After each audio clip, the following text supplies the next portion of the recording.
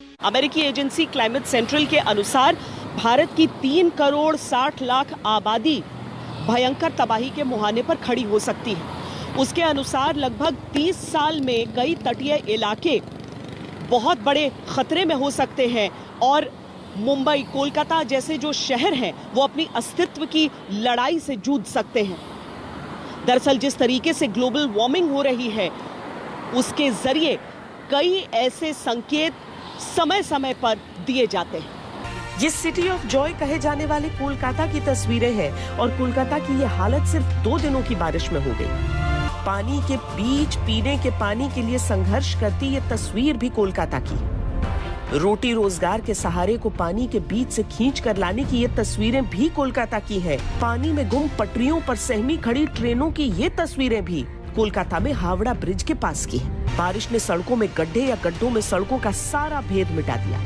जो है वो बस पानी और हादसों से अपनी जिंदगी बचाकर निकलते कोलकाता के लोग। पश्चिम बंगाल की राजधानी कोलकाता संकट में नजर आती। गोदामों में पानी, घरों में पानी, मैदानों में पानी, हर तरफ जल साम्राज्य नजर आता है। लेकिन ऐसा हो क्यों रहा है, आइए आपको समझाते हैं। 1690 में जब एक अंग्रेज व्यापारी जॉब चार्नक ने आज के कोलकाता की जगह ईस्ट इंडिया कंपनी के व्यापारिक मुख्यालय की नींव रखी थी, उस समय न तो ड्रेनेज सिस्टम था न ही सूएज सिस्टम।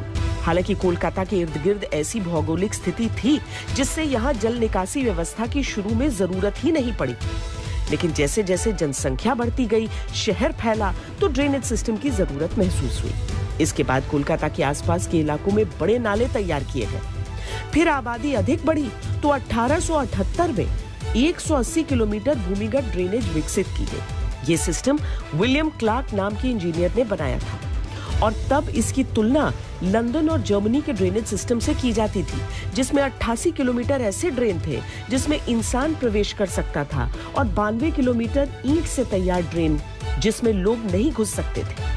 इसके बाद भी कई और बड़े नाले बनाए गए, लेकिन 100 साल तक इसमें कोई बदलाव न होने की वजह से बाढ़ और बारिश के दौरान ये असरदार नहीं रह गया। Kolkata is located near the Bay of Bengal and like the city is located near the sea, it also receives huge rainfall during the rainy season, mostly in the months of July, June, etc. And annually it receives about 1600 millimeter of rainfall. Sewer system has been planned about 160 years back during the colonial period. The old part has been restored during the last 10-12 years. लंबे समय से कोलकाता अंग्रेजों के बनाए इसी system के आधार पर शहर को जल भराव से बचाने के प्रयास करता रहा। जब जल भराव संकट की शक्ल में कोलकाता को मुसीबतों में डुबोने लगा, तब कुछ और कोशिशें की गई। गाद यानी सिल्ट जमा होने की वजह से सुअर सिस्टम में बारिश का पानी रुकने लगा। घनी आबादी होने की वजह से कोलकाता के इस सिस्टम को नए सिरे से बनाया जाना मुमकिन नहीं था, इसीलिए मौजूदा सिस्टम में ही फेरबदल की गुंजाइश थी। 2015 तक कोलकाता म्यूनिसिपल कॉर्पोरेशन 26 किलोमीटर सुअर सेक्शन को ही सुधारने का काम कर पाई। सुअर टनल के अंदर ग्लास रीइंफोर्स्ड फाइबर लगाया गया ताकि पानी का बहाव बना रहे। 50,000 क्यूबिक मीटर गाद को सुअर के अंदर से निकाला गया।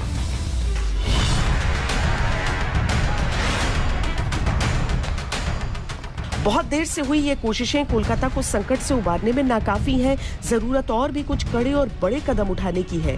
जो देश की राजधानी दिल्ली की समस्याएं हैं, कोलकाता की समस्याएं भी लगभग वैसी ही हैं। बेहद पुराना ड्रेनेज सिस्टम पर लगातार बढ़ती आबादी का बोझ, ड्रेनेज सिस्टम की सफाई और मरम्मत के लिए पर्याप्त प्रयास नहीं हो पाए। लेकिन कोलकाता के लिए एक चेतावनी और सुनाई दे रही है। हाल ही में नासा के शटल रेडार टोपोग्राफी मिशन के जरिए हुए अध्ययन से ये नतीजे निकाले गए कि साल 2050 तक समुद्र का जल स्तर इतना बढ़ जाएगा कि भारत के मुंबई, नवी मुंबई और कोलकाता जैसे महानगरों पर बाढ़ के भयंकर प्रकोप का खतरा होगा। कोलकाता को सबसे ज्यादा चुनौती बंगाल की खाड़ी और हुगली नदी का जलस्तर बढ़ने से हो सकती है। 2050 तक समुद्र की सतह में इजाफा होने से दुनिया भर में जिन 10 देशों की आबादी सबसे ज्यादा प्रभावित होगी, उनमें से 7 देश एशिया प्रशांत क्षेत्र के हैं। प्रभावित होने वाले देशों में भारत सबसे ऊपर